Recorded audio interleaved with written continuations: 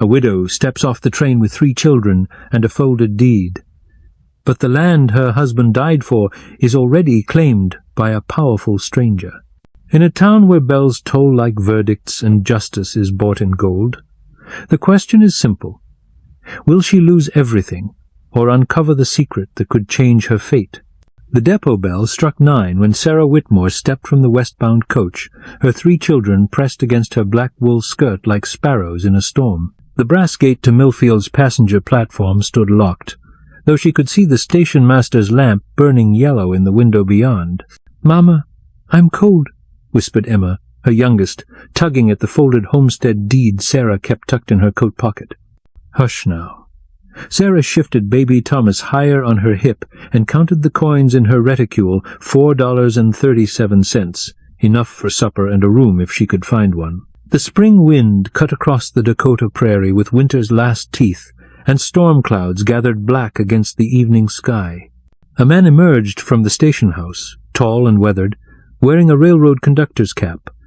He carried a ring of keys that jangled with each step across the wooden planks. "Mrs. Whitmore?" He stopped before the gate. "I'm Ben Curtis, depot agent. Got word you were coming on the evening run." Sarah nodded, studying his face in the lamplight. "My husband wrote that someone would meet us." "But James—" She couldn't finish. The telegram from the territorial marshal, still crumpled in her other pocket, told the story. Claim jumpers. A fight. A grave she'd never seen. Ben Curtis turned the key in the brass lock. The gate swung open with a creak that sounded like home. The wind howled through gaps in the boarding-house walls as Sarah tucked her children into the narrow bed they'd share for the night. Mrs. Kowalski, the Polish proprietress, had taken pity and charged only 50 cents for the room, but Sarah felt each quarter like a stone in her stomach. "Tell us about Papa's farm," said Michael, her 7-year-old, his eyes bright in the lamplight. Sarah smoothed the homestead papers across her lap. 160 acres of good prairie soil. A cabin with 2 rooms and a well that runs sweet. She'd memorized James's letters, though she'd never seen the place herself. And chickens, red hens that lay eggs big as your fist. Emma giggled despite her weariness. "Can I name them?" "Everyone." Sarah folded the papers back into her coat. Outside, she heard the night train's whistle, long and mournful across the plains. The depot bell chimed 10 o'clock. One day closer to spring, though the April storm still raged beyond the frosted window glass. At dawn, Ben Curtis knocked at their door with news that struck like lightning. "Your husband's claim has been disputed," he said, hat in his hands.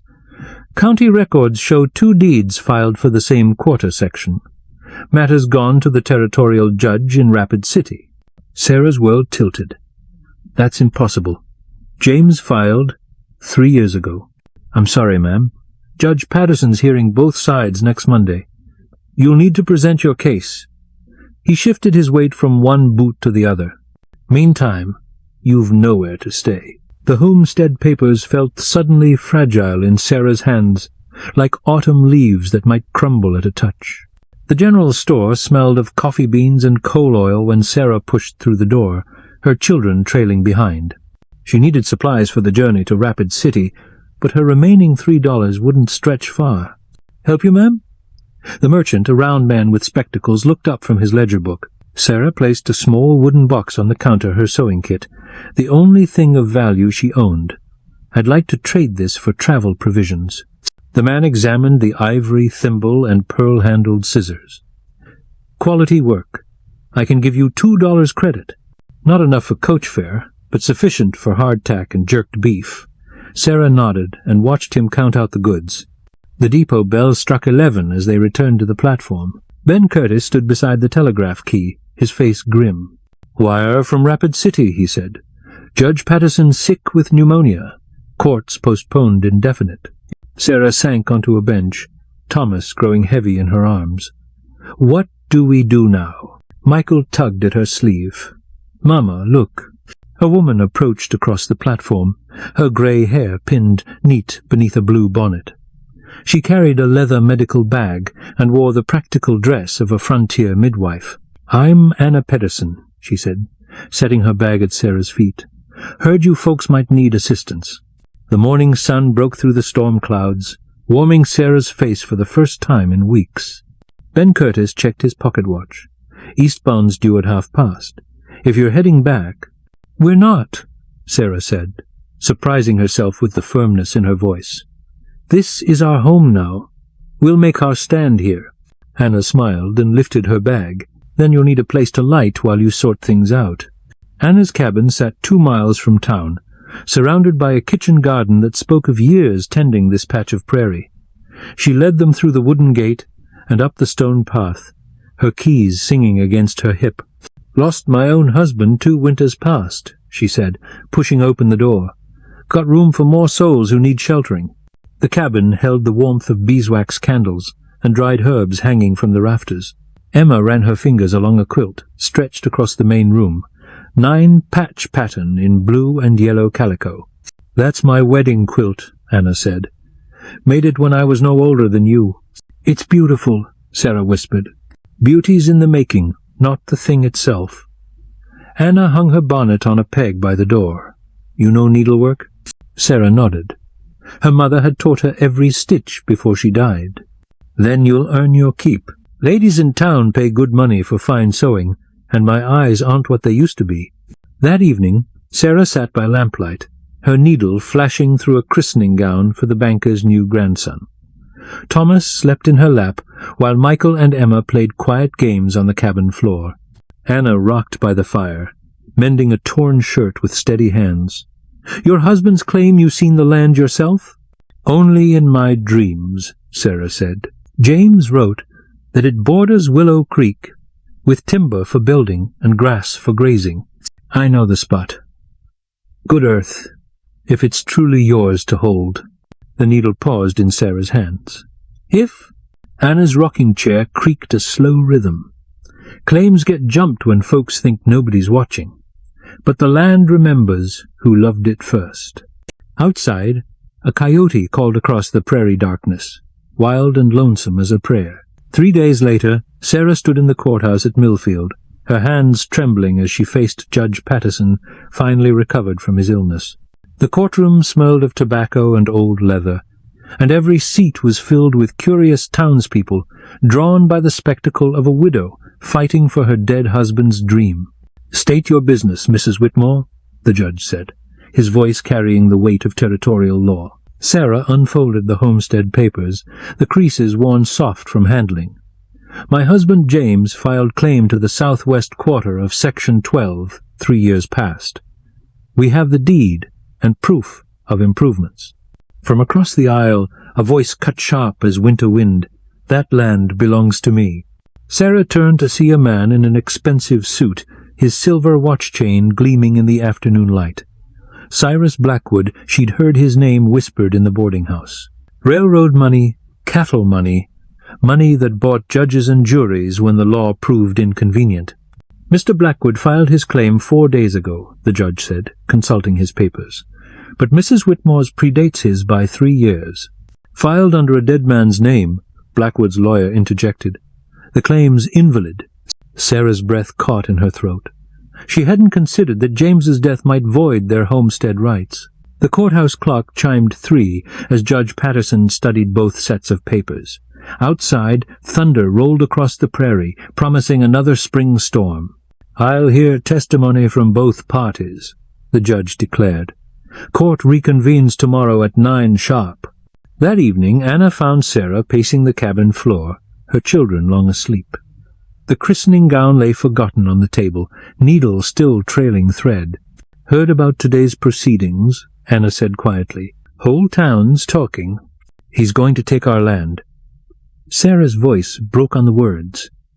"James died for nothing." Anna moved to the window, gazing out at the storm clouds gathering black against the stars.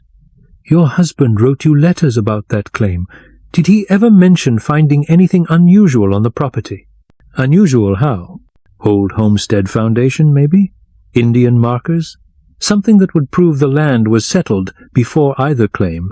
Sarah shook her head. "Only that he built near the creek, on the highest ground." Anna was quiet for a long moment. "Might be worth a look, if you had the courage for it." Lightning split the sky, illuminating the prairie in stark white relief. The next morning brought news that changed everything. Ben Curtis burst into Anna's cabin just after sunrise, still wearing his nightshirt beneath his coat. "Telegram from the territorial capital," he panted. "Railroads announced plans for a spur line through Willow Creek. Land values just doubled overnight." Sarah felt her heart sink. "That's why Blackwood wants the property." "Gets worse," Ben continued. "Judge Patterson rode out before dawn. Left word he's been called to Pierre on urgent business." "Convenient," Anna muttered, setting coffee on the table. "Blackwood's money reaches farther than most folks reckon." Sarah stared at the homestead papers, her last connection to James and his dreams. Without a judge to hear her case, Blackwood could file adverse possession and claim the land had been abandoned. "Mama?" Michael appeared in the doorway, rubbing sleep from his eyes. "Are we going home today?" The question hit Sarah like a physical blow. Home, a place that existed only in James's letters and her own desperate hopes. "I don't know, sweetheart." Anna stood suddenly, her chair scraping against the wooden floor. "Maybe it's time to stop waiting for other folks to solve our problems." She moved to a trunk beneath the window and drew out a surveyor's chain and compass, the brass fittings polished bright. "My late husband was a territorial surveyor," she explained. "If your James built on that land and made improvements, there'll be evidence. Might be we can find proof that trumps any court proceedings." Sarah lifted Thomas into her arms, feeling the weight of decision pressing down like storm clouds. "It's 20 miles to Willow Creek through country I've never seen." "I know the way," Anna said simply, "and I know the law. If we can document prior settlement, Blackwood's claim won't hold water."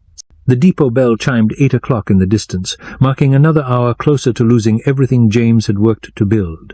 By noon, they'd traveled 15 miles across rolling prairie, Anna's surveyor tools rattling in the wagon bed alongside provisions for the children. The storm had blown itself out during the night, leaving the air clean and sharp with the scent of new grass. "There," Anna pointed ahead to a line of cottonwoods marking the creek.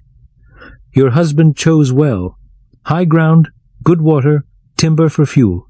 Sarah's pulse quickened as they approached the homestead site. She could see the cabin now, small and weathered but solid, with a kitchen garden plot still visible beneath last year's weeds. Michael and Emma ran ahead, their voices bright with excitement. "Mama, look, there's the well Papa wrote about." But it was Thomas who made the discovery that changed everything. Toddling behind his siblings, he stopped beside a pile of fieldstones that had once formed a foundation. His chubby fingers closed around something metallic, half buried in the dirt. "What's that, baby?" Sarah knelt beside him as he held up his prize, a brass surveyor's marker, green with age. Anna examined it with trembling hands. "Property corner. This stone foundation predates any recent claim by 20 years or more." Sarah felt her breath catch. "What does that mean?" "Means this land was homesteaded before, then abandoned. Your husband's claim supersedes Blackwood's because he actually settled and improved the property." Anna's eyes shone with something like victory. "But we need to document everything proper." They spent the afternoon measuring and recording, Anna's surveyor skills proving invaluable as she mapped the old foundation against James's cabin. The evidence was clear: 2 separate periods of settlement, with James's improvements built directly over the earlier homestead site.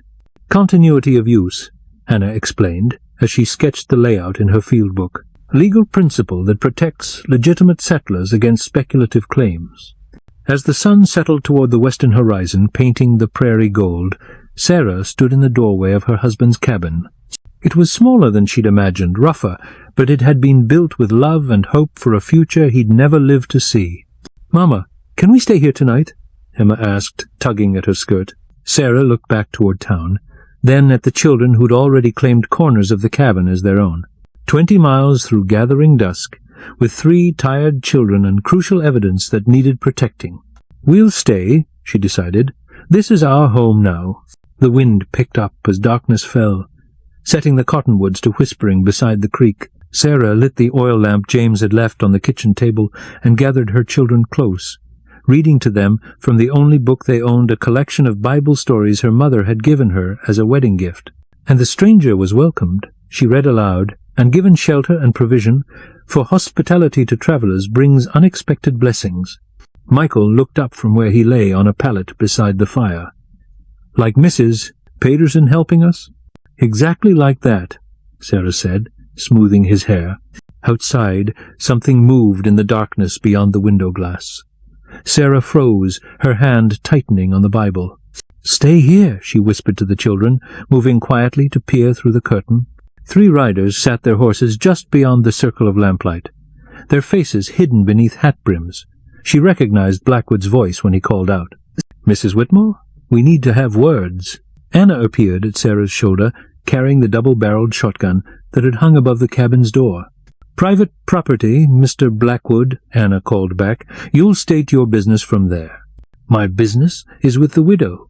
Legal matter that needs settling before sunrise." Sarah felt ice form in her stomach. "What happens at sunrise?" "Adverse possession filing becomes legal at dawn," Anna whispered. "He plans to claim the land was abandoned and take title by occupation." The brass surveyor's marker felt warm in Sarah's palm, where she'd been clutching it like a talisman. Proof of prior settlement. But would it matter if they couldn't get it before a judge? Blackwood's horse stepped closer. "You've got 1 hour to pack whatever you can carry. After that, you're trespassing." "We have prior claim," Sarah called out, her voice stronger than she felt. "Claims filed by dead men don't hold water. Ask any territorial judge." But even as he spoke, Sarah heard something that made her heart leap, the distant sound of a wagon approaching fast across the prairie grass, harness jangles and wheel rattle growing louder by the moment. "You expecting company?" Anna asked. Sarah shook her head, but hope was already building in her chest like sunrise. The wagon swept into the firelight, and Ben Curtis jumped down from the driver's seat, still wearing his station master's vest. Behind him came 2 other men, one carrying a leather satchel that marked him as legal counsel, the other wearing the silver star of a territorial marshal. "Mr. Blackwood," the marshal called out, "you're under warrant for fraudulent land filing and intimidation of territorial citizens." Sarah watched Blackwood's face change in the lamplight, arrogance cracking like ice in spring thaw. "Marshal Henderson, I wasn't expecting." Telegraph from Pierre came through an hour past. Ben Curtis interrupted, waving a yellow paper. "Judge Patterson's ruling on the Whitmore claim. Prior settlement confirmed. Improvements documented. Homestead rights transferred to the widow and heirs in perpetuity." The legal counsel stepped forward, his satchel gleaming in the lamp's glow. "Mrs. Whitmore, I'm Samuel Wright, territorial prosecutor. We've been investigating Mr. Blackwood's land acquisition practices for the past 6 months. Your case provided the evidence we needed." Sarah felt the world tilt back toward rightness, like a scale finding its balance. Blackwood gathered his reins, his voice tight with defeat. "This isn't finished." "Yes, it is," Marshal Henderson said quietly. "You'll surrender any documents related to this claim and consider yourself fortunate we're not charging you with attempted theft." The 3 riders melted back into the prairie darkness, leaving only the sound of hoofbeats fading towards town. Ben Curtis approached the cabin door, his face creased with something between exhaustion and joy. "Mrs. Whitmore, I owe you an explanation. When Anna sent word about what you'd found here, I wired the territorial office direct. Seems they've been watching Blackwood's railroad connections for months, waiting for him to overplay his hand." Anna leaned the shotgun against the doorframe and smiled. "Sometimes justice needs a little helping along." Sarah looked around at the faces gathered in her lamplight, Ben Curtis, who'd opened the first gate, Anna, who'd offered shelter, Marshal Henderson, who'd enforced the law, and her 3 children who'd traveled so far to find home. "How can I ever repay such kindness?" "No debt owed," Anna said simply. "Folks help folks out here. That's how we all survive the prairie." As the officials prepared to return to town, Ben Curtis pressed something into Sarah's palm, a brass key that caught the firelight like a promise. "For your gate," he said. "Every homestead needs proper boundaries." 3 months later, Sarah stood in the same doorway watching Emma chase red hens through the kitchen garden, while Michael helped Thomas stack stones by the creek. The surveyor's marker now sat on the mantelpiece beside James's last letter, 2 pieces of brass that had saved their home. Anna approached up the path, carrying her medical bag and wearing the satisfied expression of a woman whose work was done. "Mrs. Patterson's baby came easy," she announced. "Healthy boy, 10 fingers and 10 toes. "Any word from town?" Sarah asked, hanging Anna's bonnet on the peg James had carved beside the door. "Ben Curtis says the railroads bought land 2 sections over. Blackwood's in territorial prison, and Judge Patterson's back on the bench with a clean slate." Anna settled into the rocking chair Sarah had bought with her sewing money. "Your needlework business is thriving, I hear." Sarah nodded toward the basket of finished garments waiting for delivery. "Orders coming faster than I can fill them. Good problem to have." They sat in comfortable silence, watching the children play in the golden afternoon light. The gate Sarah had built around the garden stood open, welcoming whatever blessings the prairie might bring. "Do you ever regret it?" Anna asked. "Staying when you could have returned east to family?" Sarah considered the question, her hand moving instinctively to the homestead deed now safely filed in the county records. "James used to write that home isn't a place you find, it's a place you make. I think I finally understand what he meant." A meadowlark called from the cottonwoods, its song bright and clear as promise itself. In the distance the evening train whistled its passage toward towns and territories still waiting to be built. Emma ran to the porch, her apron full of speckled eggs. "Mama, look what the red hens gave us." "Beautiful," Sarah said, gathering her youngest into her arms. "Just like everything else we've been given." The sun touched the western horizon, painting the cabin and garden and rolling prairie in shades of gold that would last until tomorrow brought its own gifts of light and possibility. As darkness settled over the homestead, Sarah lit the oil lamp and opened her Bible to read the evening story. But tonight she found herself telling a different tale about a widow and 3 children who'd waited at a gate until a stranger opened it and led them home to themselves. The prairie wind sang through the cottonwoods, carrying the scent of new grass and the promise of rain. In the distance, a coyote called, not lonesome now, but wild and free as the country that had chosen to shelter them. If you'd like more stories like this, stay a while, I'll tell the next one tomorrow night.